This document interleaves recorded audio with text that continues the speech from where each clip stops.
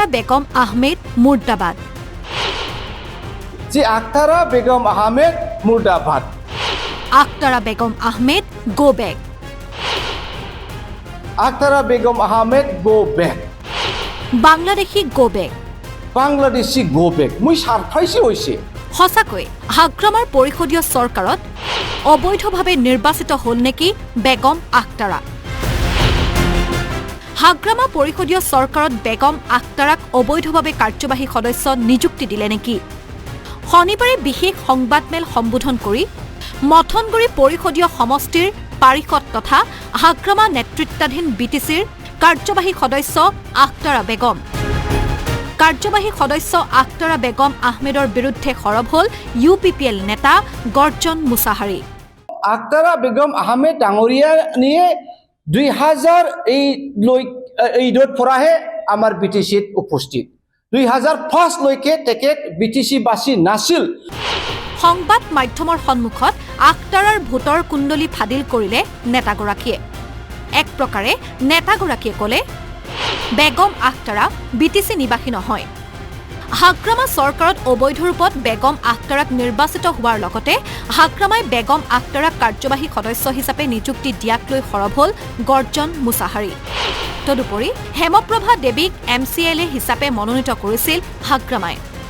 কামৰূপ মহানগৰ নিবাসী হেমপ্ৰভাক মনোনীত কৰাক লৈ সৰব হ'ল নেতাগৰাকী। এই বাইদেউজনীও আজিলৈকে তাৰ এড্ৰেছটো আমাৰ BTCত নহয়। আজিৰ এই যে নমিনেটেড MCL কাৰণে কিবা এটা এড্ৰেছ দিছে, কিন্তু ইয়াৰ আগত তেখেত বাইদেউ কামৰূপ মেট্ৰতহে আছে। আখতাৰা আহমেদ BTC বাকী নহয়। হেমপ্ৰভা দেৱী BTC বাকী নহয়। আৰু এজন, এইটো আমাৰ কোৱা কথা নহয়, চবেই গম পায়, কৰ্মেশ্বৰ ৰয় ডাঙৰীয়া, কমঠাপুৰ অট'নমাছৰ EM আজিলৈকে।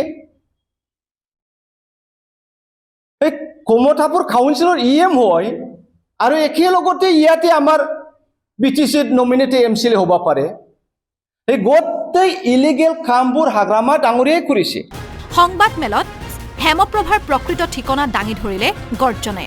আখতাৰা বেগম আহমেদ হেমপ্ৰভাৰ লগতে কামেশ্বৰ ৰায়ক হাগ্ৰামাই অবৈধভাৱে মনোনীত কৰাৰ অভিযোগ কমতাপুৰ কাউন্সিলৰ কাৰ্যবাহী সদস্যগৰাকীক হাগ্ৰামা মহিলাৰীয়ে পৰিষদীয় চৰকাৰখনত MCLA হিচাপে মনোনীত কৰাক লৈ সৰব হ'ল UPPLৰ নেতাগৰাকী। এতিয়া আকাশৰ প্ৰাক্তন সভাপতি ডাঙৰীয়াই কৈছে যে খোজ ক'ত পৰা আহিল, ৰাজবংশী ক'ত পৰা আহিল, বা খোজ ৰাজবংশীটো কেনেকৈ ডিভাইড কৰিলে।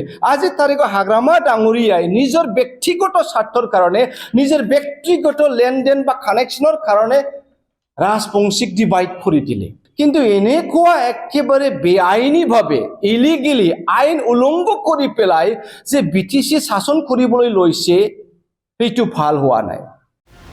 ব্যুৰ' ৰিপৰ্ট, আছাম টক্স।